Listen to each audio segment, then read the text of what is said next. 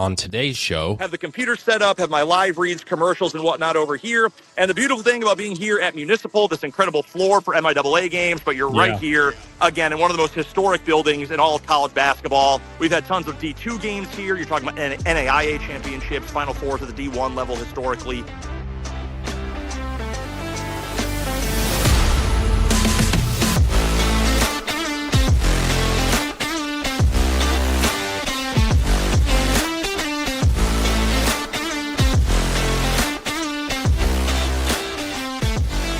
Welcome one, welcome all. It's Kansas Sports Chatter, a statewide high school sports entertainment show streaming on YouTube and wherever you get your podcasts. My name is Cole Reif, and we got our show lined up, ready to go for more state basketball. It's been fun watching the results come in, whether you're following online, the streams, listening to radio, or going out in person to one of the many sites across the states for state basketball. Ready for the semifinals. Should be action-packed, as is the show, but also some highlighting of some wrestling that had some success.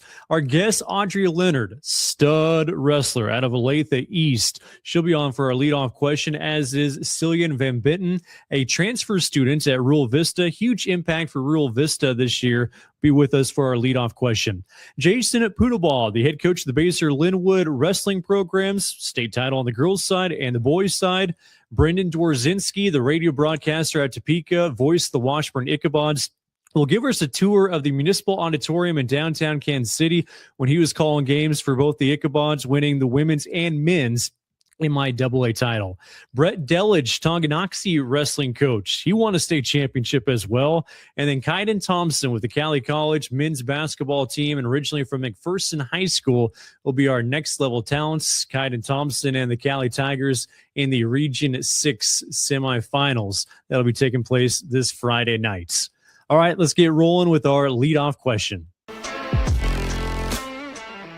It's our leadoff question with Audrey Lennard, a member of the Olathe East wrestling team. Audrey, the question, what's your favorite highlight of your career so far? I'm going to have to say winning state last year. That was definitely a big deal, and it was nice to make all the people that had invested a bunch of time into me proud. You talk about the people that invested some time in you. Like, who are some of those people? So my coaches, Audrey Griffin and Kelvis Gonzalez, and then my family, like my mom and dad and my brother. So, like, going into state, like, what was your mindset? Like, how confident were you going into state? I was definitely the underdog, so I just knew that I had nothing to lose, and I was ready to just leave it all out on the mat. Take me through some of those matches. Like, what were some of the matches that stood out that were exciting? So my quarterfinals match, I had lost to that girl at regionals, so that was definitely a tough one. And then my semifinals match, I hadn't wrestled her in a while, and then the finals match was tough as well. But it was just about getting through each period and just taking it one match at a time. What was the emotion like just right after winning the state finals? Like, who'd you see first? I saw my brother first, who's one of my coaches. So just like running up to him and hugging him, that was super cool.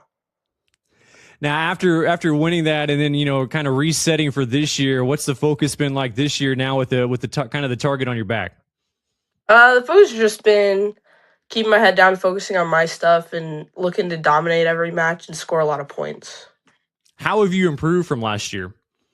I've definitely improved getting to my offense and setting up a lot of my shots, and then just not waiting for opportunities to be created, but creating them myself. That's Audrey Lennard with Olathe East Wrestling. It's today's leadoff question with Celian Van Bemten, a member of the Rural Vista basketball team. Hey, Celian, your question, what's your favorite moment or highlight of playing basketball at Rural Vista so far?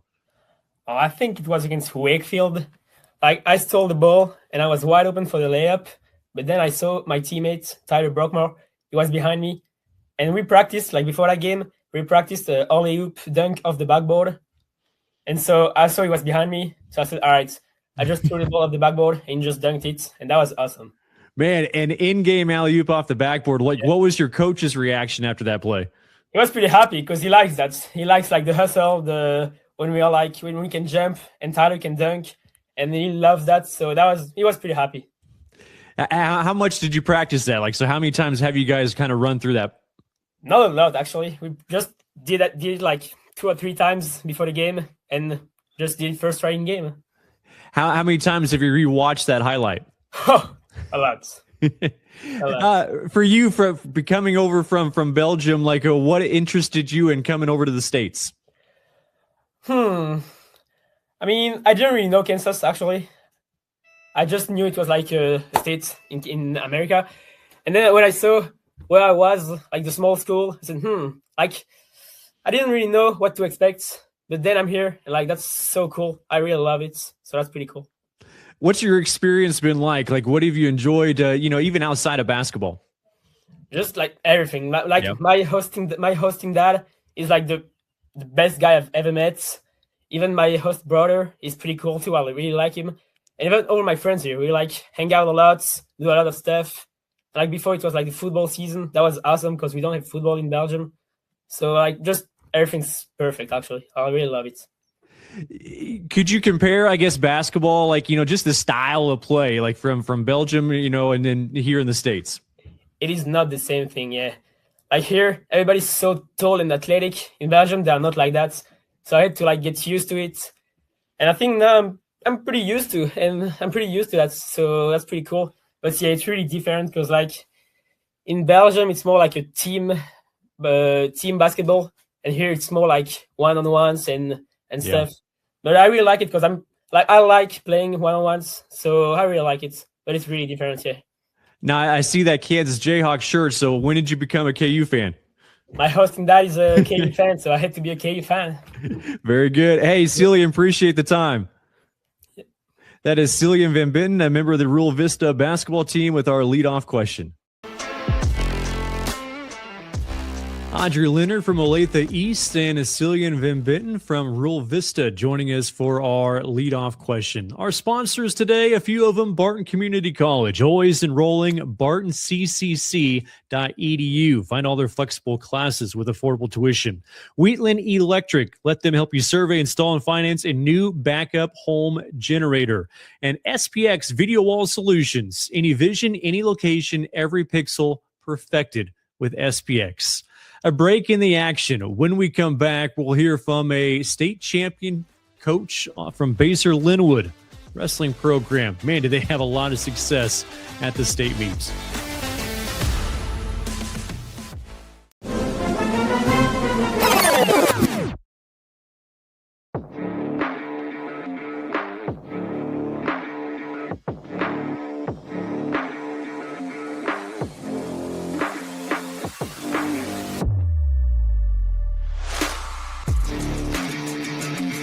SPX Specialized Video Wall Solutions. Your gym needs SPX.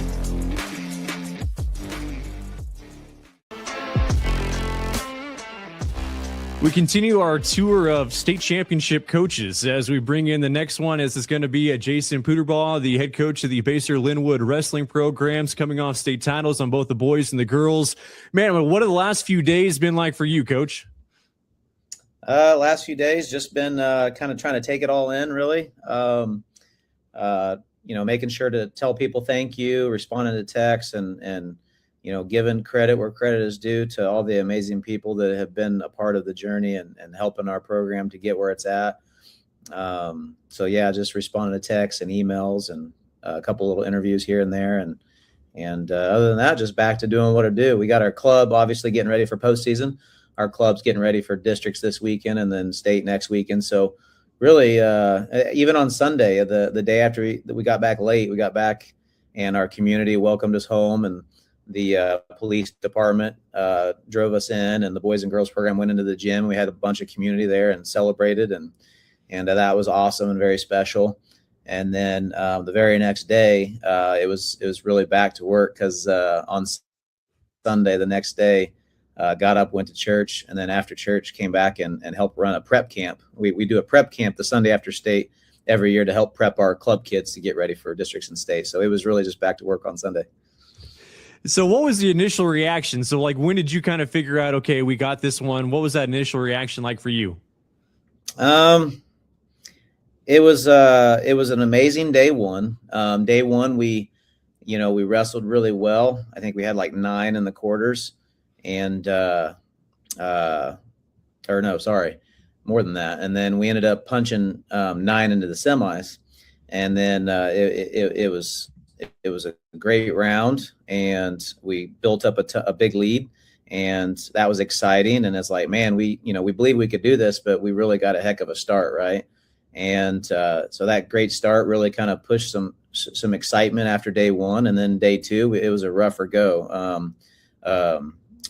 Actually, at the end of that first day, when we didn't have as many as we would have liked to get into the finals, we had a tough semifinal round, and then we had a tough round first couple rounds the next day on the backside, couple tough rounds where we went like 1 for 9 or something like that in the consolation rounds leading up to the consolation semis. And so it was an exciting start, and then a rough couple rounds. But really, as a coaching staff, it didn't really change our beliefs. It didn't really change what we did. We just rolled with those punches, and we told the kids, hey, put that one behind you, get the next match. Nothing changes. Go out every match, win every period, continue to focus on putting points on the board and getting as many bonus points as we can get. And that's what the kids did. I mean, we had a great 5th and 6th place round, and we locked it up then. And once we locked it up, didn't want to really get too celebratory, because even though we had locked it up, it was exciting, but we're still coaching to do, right? We had 3 in the finals, and one of them being my own son. And so really at that point, even though we had locked up the team title, it definitely, for me, at least personally, I can't speak for the other coaches, but for me personally, it was like, all right, now I'm just kind of focusing on these 3 guys and want to make sure my son finishes strong. And so then it was became the surreal once it all ended, right? Once the tournament was over and our 3 finals were done wrestling, then it was pretty surreal, because then we got to start to enjoy it a little bit. At least that's from my personal perspective on it. Yeah. It's one of the cool things I think about wrestling and state wrestling, as far as like going for that title, and where all the points matter. And like I remember like talking to even like cross country coaches, and how like every point matters where you finish in that race. So like for you in wrestling, I mean, I guess that's got to be a huge emphasis to tell, even if someone falls early and they're on the consolation side, that it's still important. Very much so. To speak to that, like the 2 weeks leading up, so like the week of regionals, as we were training to get ready for regional tournament, and then the following week getting ready for the state tournament, we had 2 or 3 different talks with the team, just kind of mindset stuff, talking about the importance of it being a team effort, right? And the importance of how you can stay relaxed and how you can be successful on the mat is when you are just focused on what you should be focused on, right? You're doing your routine and going out there and putting your best performance on the mat. Don't think so much about regional titles, state titles, whether you win or lose. We don't want to focus on the things that are really uncontrollables. We want to focus on the things we can control, which we talk about in our kids program all the way up, which is bringing the heat. So we talk about heart and our effort and our attitude and being a good teammate. And then when you're out on the mat, we want to try to put matches away as early as we can from a mindset standpoint. So just focus on going out and putting points on the board, having fun, putting an exciting performance on the board, and enjoying the sport by wrestling, right? And not thinking about results, wins and losses. And so, yeah, that was several talks that we had. And then I felt like we did that at the state tournament. We went out as a team, and we had a lot of bonus points, and we had a lot of guys, winning matches. And I think it was a result of our focus on the right things. So, yeah, it was awesome. Jason Puderbaugh, the head coach of the Basehor-Linwood wrestling programs, joining us here on the show. Seeing the success for both the boys and the girls, I mean, you talk about rewarding to win any type of state title, but to see that success on both sides had been really special. It was very special. I know it's the first team title for our boys program in program history. It's the first team title for the girls as well, and the girls program history. And to do it together was obviously extra special. Just a lot of amazing people across the board, from administrative support, community support, having all the club coach support, and people that started the club years ago, and all of our high school coaches, and teachers and parents and family members and the spouses and of each of the coaches. There's just so many people that have poured their heart and soul and time and energy and love and support for many, many, many years into these kids. And to see it all come together and to come together in a special thing where we could do it together from a boys and girls program, winning titles together, it was pretty special. I don't even know if that word even gives it justice, right? It was pretty awesome. You talk about building up a program, like could you see this coming? Like, could you see the trajectory of this program and where you're at now? I would say that all the kids that are on our team, on that state team, so many of them have been wrestling for the Bobcats wrestling club since they were little. And then obviously, you know, when you're traveling the countryside and going to camps and tournaments and, you know, you're kind of going along and being a part of the journey with these kids for so many years, you can definitely, you know, have a pretty good feel or pretty good understanding of what their capabilities and their talents are and how hard they work at things and how bad they want to win. And we know for several, we had a pretty special group of kids and parents and families that were invested. So yeah, I would say we definitely, you know, not a surprise, right? And more of a surreal realization of, man, this thing that we talked about for years, this thing that we've worked so hard for, this thing that so many people have invested in, and we knew we could do, and we believed we could do it, and we talked about being able to do it, to see it come to fruition was pretty awesome. Yeah. You mentioned your son and, you know, getting that state title once again. Like, what's it like as a dad and as a coach, you know, just being in the corner on the mat, you know, while your son's wrestling, especially on that type of a stage? Yeah. I would say it's, man, I don't know what words to use. It's awesome. It's a great experience. It's definitely something I would never take away. It's something it's a bond, right? And I've been coaching, you know, him since he was 5 and watching his growth and as a wrestler, but most importantly as a person, along with several of his teammates. And so from a father standpoint, it's an emotional thing. It's like it almost, you know, waters your eyes up and gets you teary eyed because like you can just see the big picture and how far he's come.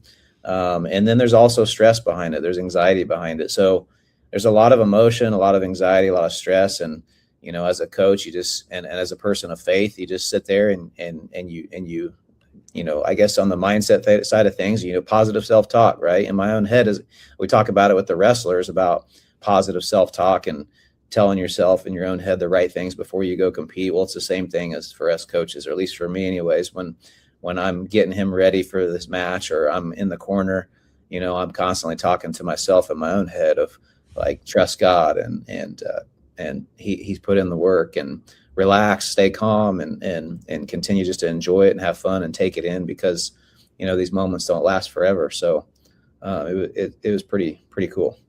Awesome experience. Hey, Coach, appreciate your time and congratulations once again. Yeah, thank you. Thank you. That is Jason Puderbaugh, the head coach of the Basehor-Linwood wrestling program, and we'll have more of the show right after this. Power outages don't wait for a convenient time, and neither should you.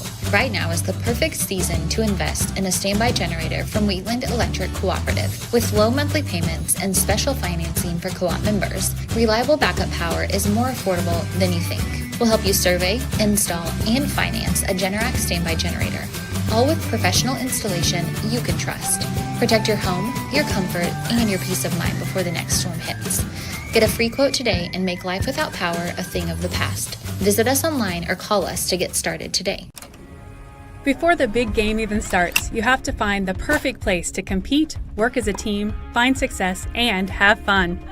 Finding the right place to meet all your needs can be challenging. That's why Salina strives to provide a winning experience. Our community in the heart of Kansas has fantastic facilities to play, eat, be entertained, and compete for the trophy. Bringing teams and families together has never been easier when you visit Salina. Kansas Sports Chatter. This show highlights high school athletics in the state of Kansas. Now, this next interview technically doesn't even take place in the state, but I couldn't pass up the opportunity for a behind the mic segment at Municipal Auditorium in Kansas City. Brennan Dzwierzynski joins us next as he is the radio broadcaster based out of Topeka and the voice of the Washburn Ichabods.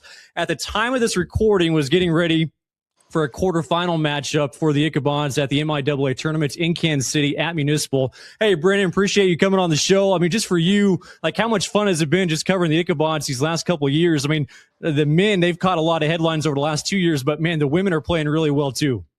Yeah, man. Well, Cole, first of all, thank you so much for having me on. It's awesome to be a part of this. You're doing such a great thing for so many people around the state, so I really do appreciate that.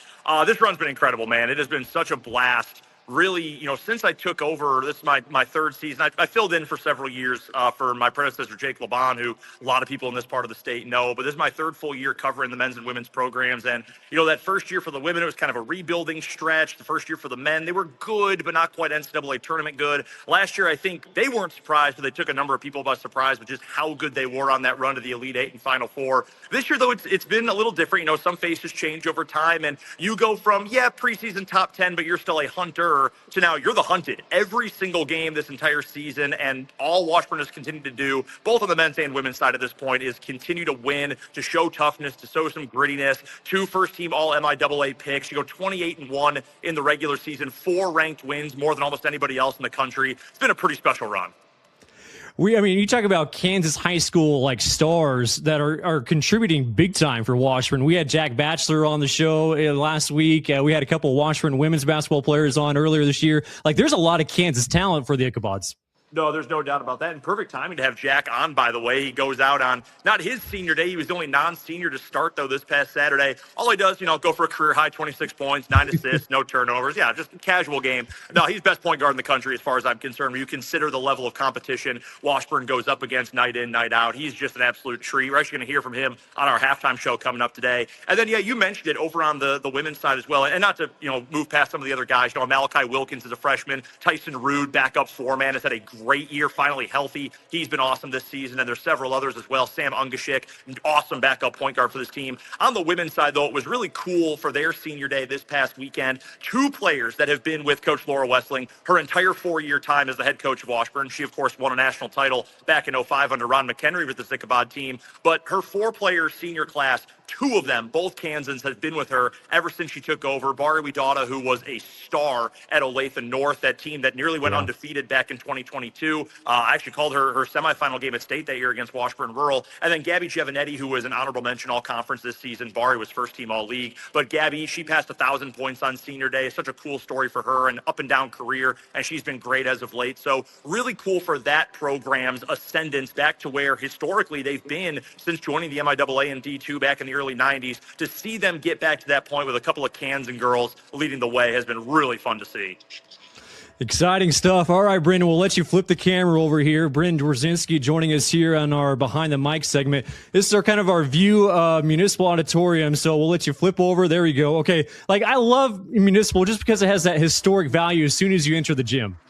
Yeah, there's no doubt about that. My good buddy, Rick Peterson, the best sports writer in the state as far as I'm concerned. He's got great stories from his youth coming here and seeing the Kansas City Omaha Kings play in this building. So all the history, it's just such a blast to be here. The MIAA puts on an incredible tournament as well. I'll try to speak up because the music's blaring in here. It's a great environment for this tournament every single year as well. So here we go, basic walk-in through the entrance. We got Washburn warming up right here in front of us, breaking things down as we get ready for the quarterfinal round here. Ichabods, in fact, have played well enough that they didn't have to play in the opening round. So nice. As we walk here courtside, let's walk right on over. The TV crew doing the game. They did an excellent job on the opening night yesterday. And with that, we arrive here, broadcast position. My usual setup, camera's flipped right now, but up here you can see my game notes, all my preparation. Again, flipped around for you on camera, but got my Washburn game notes pretty consistent over the course of the year. UCO, Central Oklahoma, who Washburn's men play today, have their notes. Thankfully, we just played them 2 weeks ago, so not a whole lot of extra prep we had to do on that side.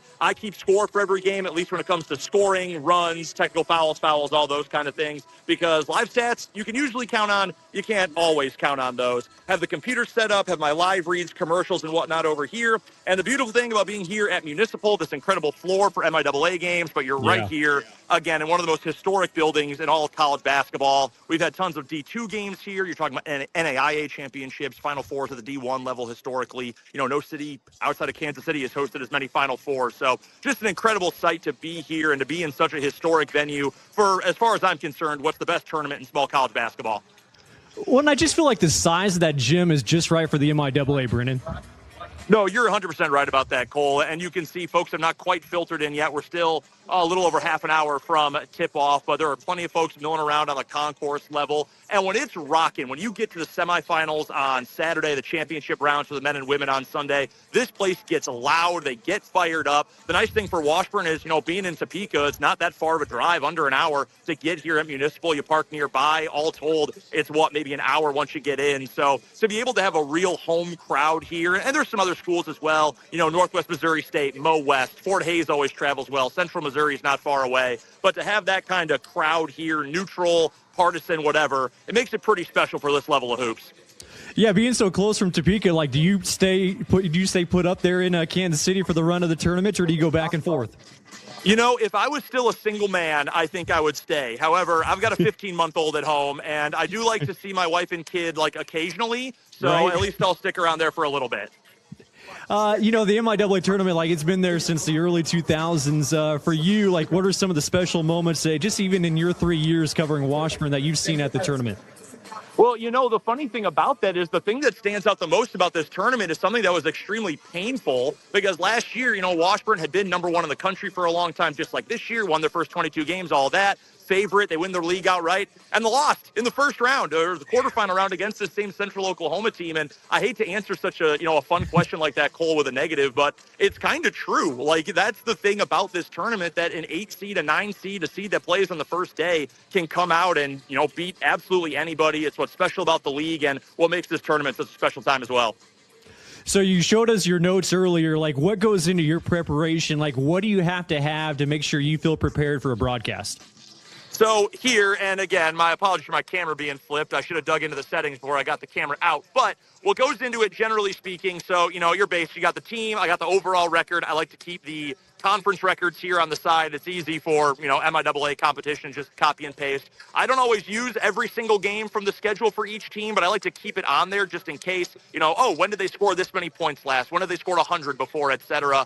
I also have a little team facts section down here, their road record, neutral record, things like that, recent streaks, what they're shooting, what they're defending in terms of MIAA play. And then for each individual player as well, I'll keep, if they don't play a whole lot, okay, maybe they only play 5-6 minutes a game, point total, rebound total, for guys who are really impressive, do they steal the ball a lot? Do they shoot the three well? Things like that.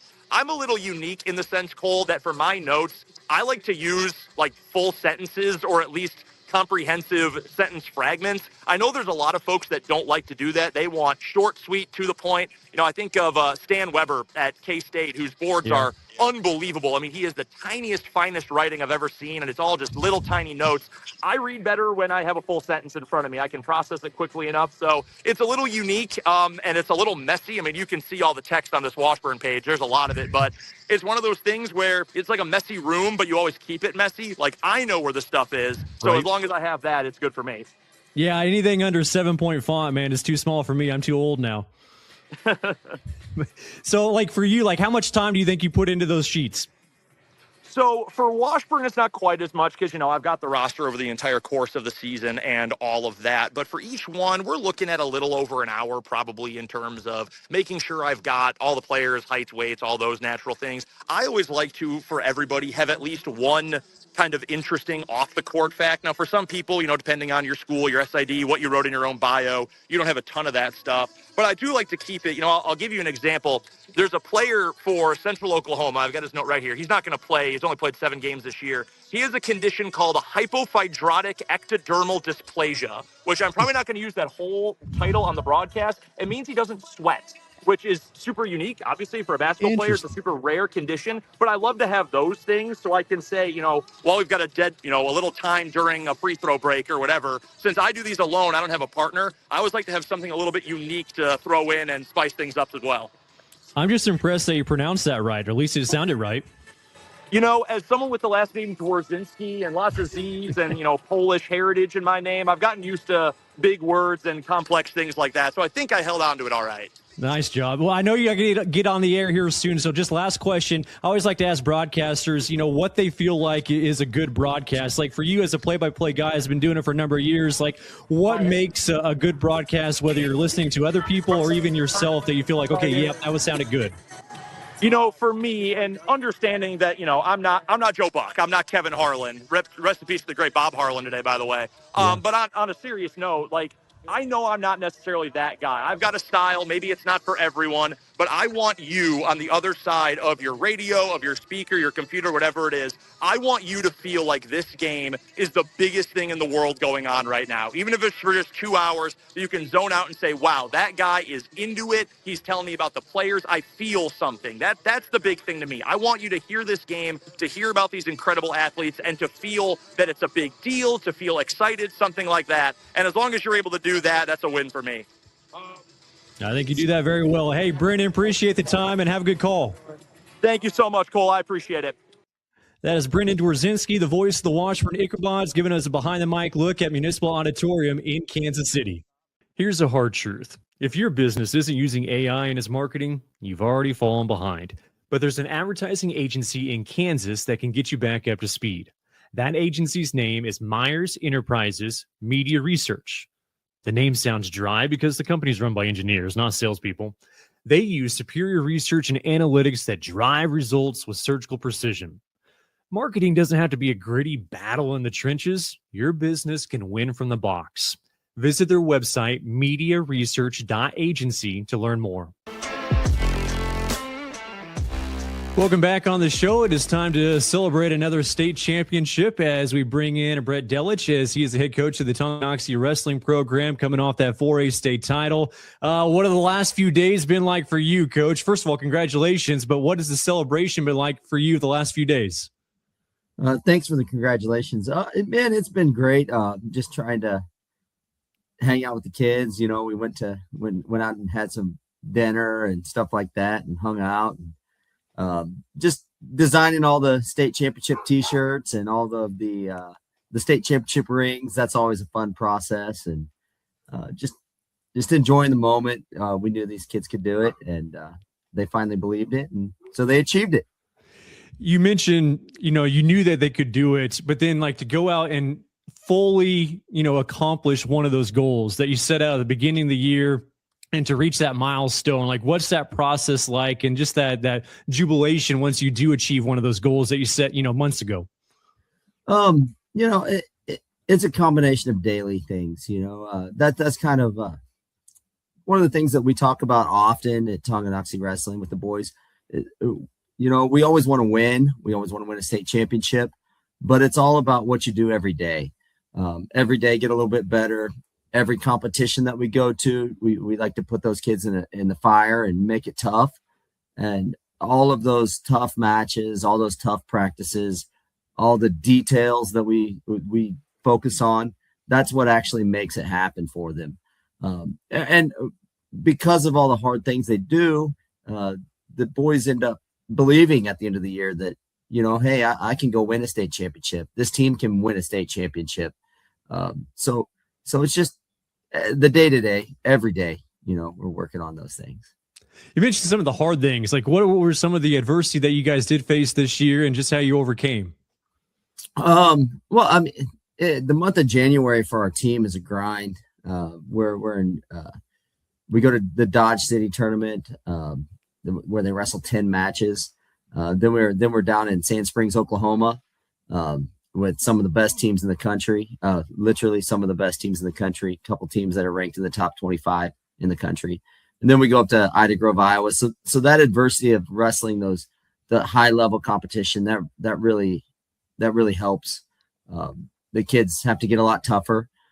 We dealt with a couple of injuries this year. There was 2 kids on our state championship team that we always knew they could be starters. One of them had been a starter in the past, but just hadn't fallen his way. And it was great because he stuck with it and worked hard. And when the opportunity came to him, he seized it and really got after it and scored us lots of team points at the state tournament. So that was really cool. So that was some of the adversity where maybe it wasn't the original starting 10. We just next guy up mentality. You mentioned Dodge City and Oklahoma. Like you guys are wanting to travel a little bit there at Tonganoxie, huh? Yeah, we travel. Yeah. What's it like putting that schedule together? Like what goes through your mind when you're trying to put that schedule together? Just challenge the kids. Go find competition. Go find somebody who's mean and tough, and they wrestle, and also like sometimes going out of state and getting away and wrestling people they don't know, that helps a lot when it comes down to the time when they've got to wrestle the kid in the state semis that everybody says, oh, this kid's great. They've already wrestled people like that, and maybe they didn't know who the person that they wrestled before, who they really were, and then they look them up after, or we tell them after, and they're like, oh wow, I can go with a kid like that.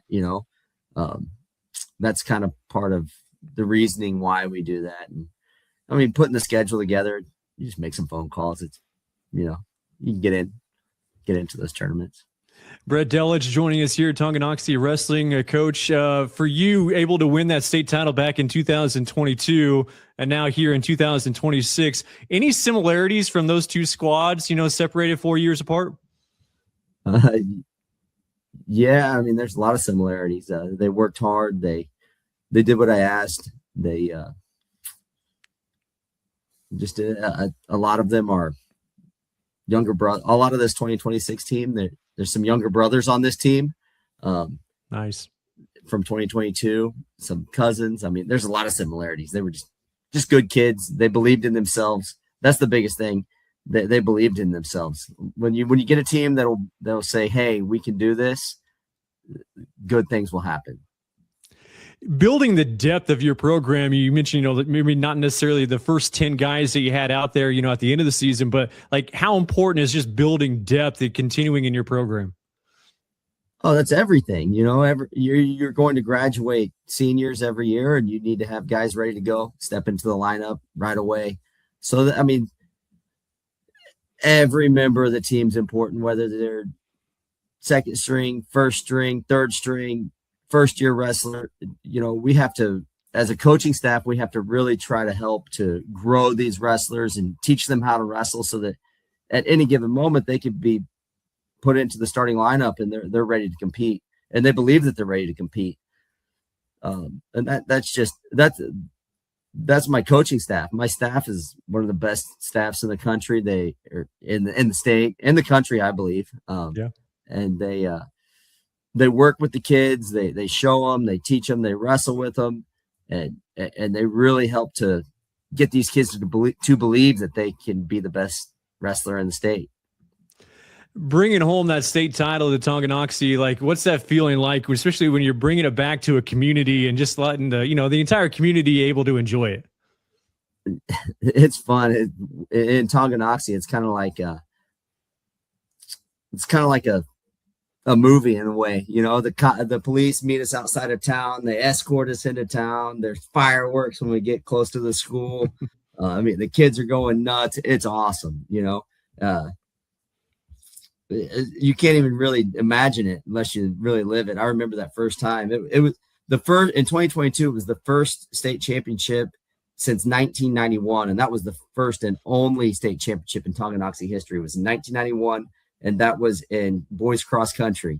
So when we won in 2022, it was kind of like the first ever state championship. So that was wild. And then people were calling as we were coming back into town. They were like, hey, get the boys ready.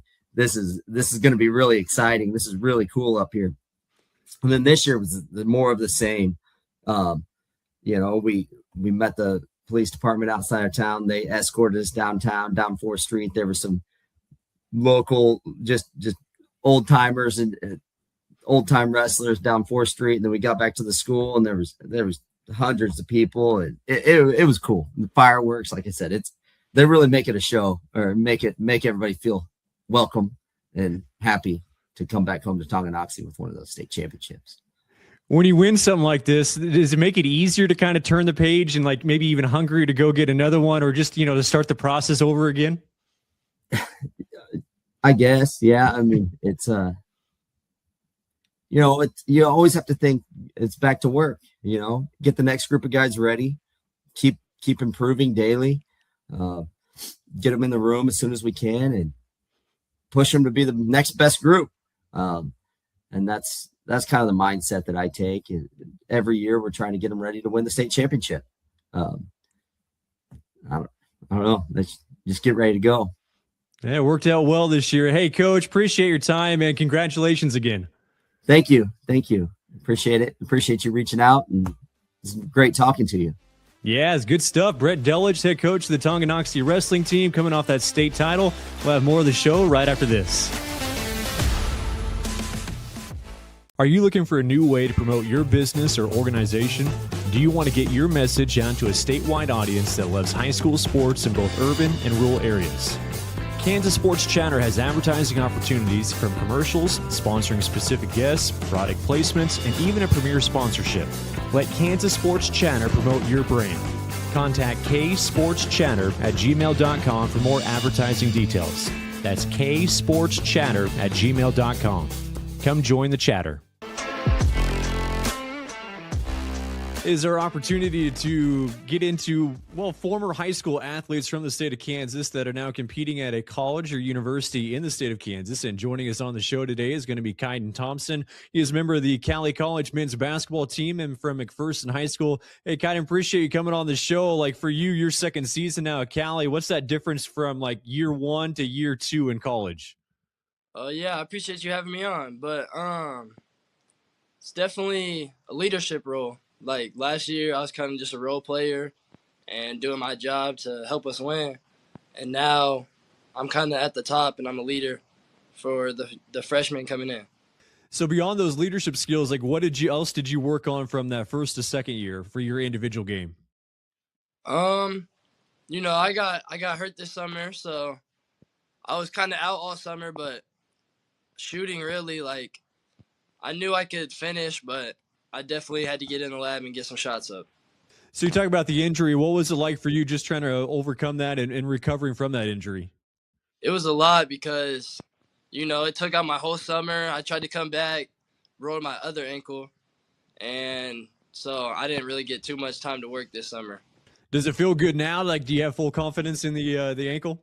Yeah, it's fully back, and, yeah, I'm definitely back to where I was at, like, athleticism-wise. So it feels great. Go back to McPherson High School. Like, what stood out for you about competing for the Bullpups? It's a great atmosphere. Like, I feel like we definitely had the best gym in 4A. And, we got to play some of the higher level teams and got to beat them. So, what was so special about the Roundhouse? What did you like about it? I don't know. I feel like it's just like the court. The court feels nice, and just being in a dome, it makes the atmosphere feel really good. Well, you look at the success you guys had there at McPherson, especially during your stretch, made to the state tournament 3 of those 4 years. But to be able to win that state title your senior season, how nice was that? It was really fun. I'm not gonna lie. It was great because my junior year we lost to the same team, so it was great to get back at them. What does it take to win a state title? Like, what went into that season? We had a very good coach. Coach Kinnaman, he definitely knew how to get us to play defense, and it's definitely a lot of defense. What was it like playing for Coach Kinnaman? What were some of his attributes? He's crazy a little bit, but I mean, that's a good thing. That's the type of coach I like, crazy coach that can get you out of your comfort zone and make you play better. Now, does Donnie Jackson do the same now at Cowley? Yeah, they're just the same. I think Donnie's definitely a little more vocal, but yeah, they definitely are the same.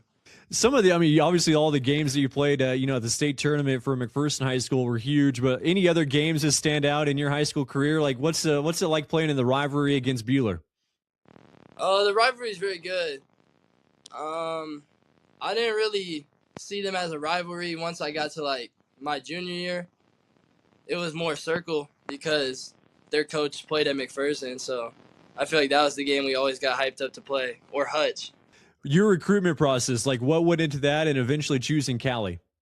Well, honestly, I had no offers. My only other offer was Coffeyville, and I had called them, and they didn't answer, so then I had no offers. In the next few days, Coach Jackson called me, and that was my only offer, so I took it right away. What was it like just adjusting to the college game? Like, what was those first few weeks like, even in practice before the season started? Definitely hard on like the endurance part. Like, we didn't really run too much in high school, and like running and the physical size of these players is way different than high school. Competing in the Jayhawk Conference, I know you guys were able to make it to the national tournament last year, your freshman season, but what's it just been like in competing at the junior college level? No, it's really fun. I think there's a lot of good talent, like definitely a lot of D1 talent, and I think people overlook JUCO, but it's definitely fun. Hey, Kyden, appreciate the time, and best of luck the rest of the season. Thank you. I appreciate you having me. As Kyden Thompson, member of the Cowley College men's basketball team, and from McPherson High School for our next level talents. Are you a person that's always on the go? You can still easily keep up with Kansas Sports Chatter with the audio podcast. Hear each episode on Spotify, Apple, or wherever you listen to your podcasts. Make sure to follow the Kansas Sports Chatter podcast.